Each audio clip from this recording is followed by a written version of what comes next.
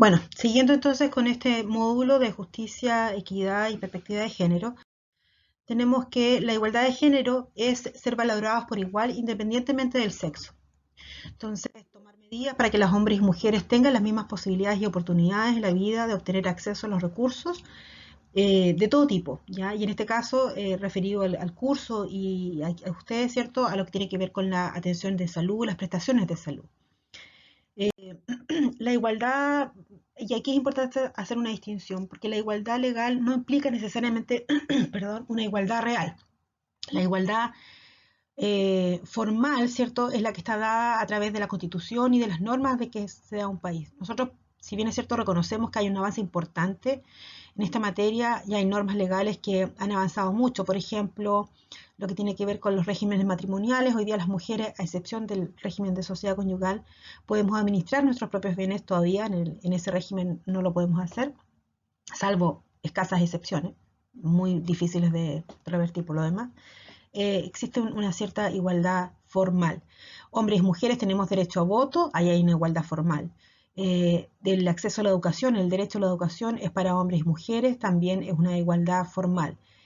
Pero otra cosa es la igualdad real. La igualdad real es lo que ocurre o cómo nosotros efectivamente damos lugar a que esas normas se expresen con claridad.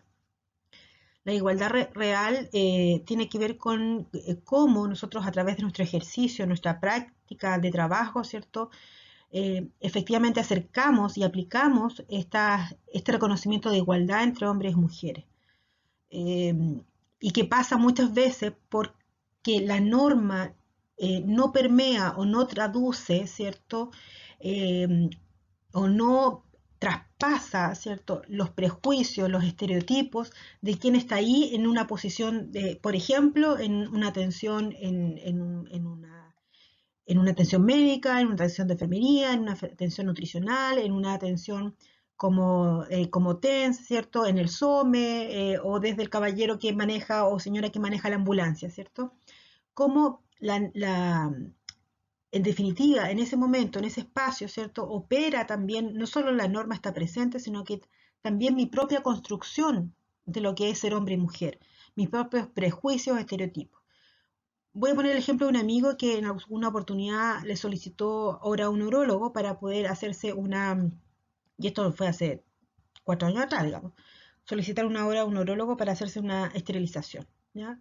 Sabiendo que es más limpia, menos molesta y bastante más barata, menos invasiva además. El urólogo trató de convencer a mi amigo de que desistiera de esa idea porque la verdad de alguna manera tentaba con su masculinidad, ¿ya? Entonces ahí vemos cómo esa igualdad que es normativa, ¿cierto? Termina fallando al momento de que un agente, ¿cierto?, una persona, la tiene que implementar. ¿De acuerdo? Entonces, en ese sentido, la invitación para ustedes es a pensar cuáles son sus propias construcciones de género, qué es, cuáles son esos prejuicios, cuáles son esas creencias, esas disposiciones que ustedes entienden tienen que tener hombres y mujeres, porque esas creencias, sin lugar a dudas, permean su práctica laboral, permean sus acciones en el centro de salud, en el CEFAM, en el SECOF, en los hospitales, ¿ya? Entonces, en ese sentido, la invitación es hacerlo con claridad. La equidad de género es, por otro lado, alcanzar la igualdad manteniendo el reconocimiento de esa diferencia. Entonces, la igualdad apunta a un trato, ya lo vamos a ver un ratito más a través de una lámina, pero la igualdad, ¿cierto?, es lo mismo para todos. En cambio, la equidad de género hace una diferencia en el sentido de que, sí, ok, para todos, pero veamos las condiciones de cada uno para saber si lo mismo va a cumplir el objetivo. La equidad de género entonces tiene como objetivo ofrecer a todas las personas las mismas condiciones y oportunidades, pero dando sentido y reconocimiento a las características particulares de los sujetos, ¿ya? Atendiendo a sus condiciones estructurales, sus condiciones de vida, ¿cierto? Dará a cada cual lo que requiera para el ejercicio pleno de los derechos humanos. No se trata entonces de eliminar las diferencias como en la igualdad. La igualdad significa, por ejemplo, ustedes, los que sean padres o madres, ¿cierto? La igualdad no siempre es lo justo, ¿ya? Eh, Cuando tienen que distribuir un alimento, un dinero, ¿cierto? Un dinero, y tienen 3 hijos, ¿le van a dar a los 3 hijos exactamente lo mismo? ¿No se van a detener un poco a pensar las edades de esos hijos, las necesidades que tienen, eh, o van a tomar consideraciones de ese tipo? Bueno, esa es la equidad, ¿ya? La equidad es tener esas consideraciones. Este mono lo refleja muy bien, a mí me gusta mucho, probablemente ya lo hayan visto, pero aquí tenemos una condición de igualdad. El objetivo es que los 3 vean el partido que está ahí al frente, ¿ya? En una situación de igualdad, en una política de igualdad, le damos a los 3 exactamente lo mismo. ¿Se cumple el objetivo de que los 3 vean el fútbol? No. Ya, el béisbol, no sé qué será. No. Eso es la igualdad de oportunidades. Por lo tanto, cuando hablamos de igualdad de oportunidades, no necesariamente estamos hablando de justicia social. Aquí, en la equidad, ¿cierto? ¿Qué es lo que ocurre en una política equitativa? Es que, teniendo en consideración que el objetivo es que los 3 vean el fútbol, le damos a cada uno de acuerdo a sus necesidades. Este tiene 2 cajones, este tiene 1 y este no tiene ninguno. Y aquí sí se cumple el objetivo. Entonces la equidad es que para que los 3 puedan ejercer el derecho a ver ese partido, ¿cierto? Se les entregan recursos que son distintos, condiciones distintas, porque se reconocen diferentes alturas. Ese para mí es uno de los ejemplos más claros de la diferencia entre equidad e igualdad, conceptos que a veces se usan como sinónimo, en consecuencia que no lo son, ¿ya? La equidad es una estrategia para poder finalmente en algún momento lograr la igualdad, pero no es lo mismo.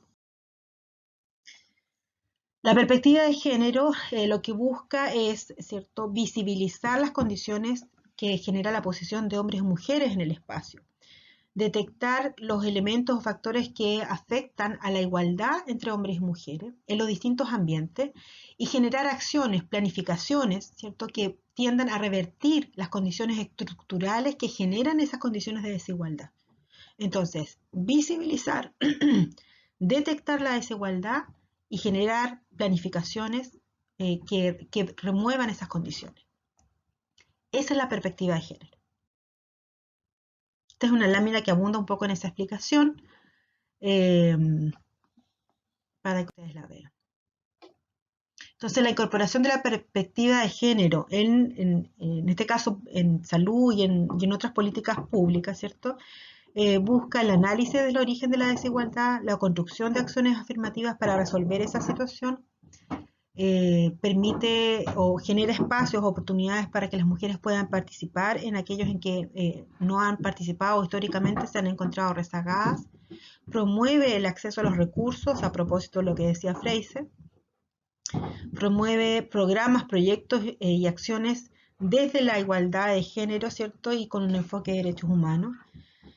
En definitiva, reconoce y visibiliza los derechos humanos de las mujeres. Derechos humanos que tienen ciertos principios, como el hecho de que son indivisibles, ¿cierto? Que son interdependientes y que son iguales, pero que además obligan al Estado a ciertas acciones, como el promover, garantizar y defender los derechos humanos.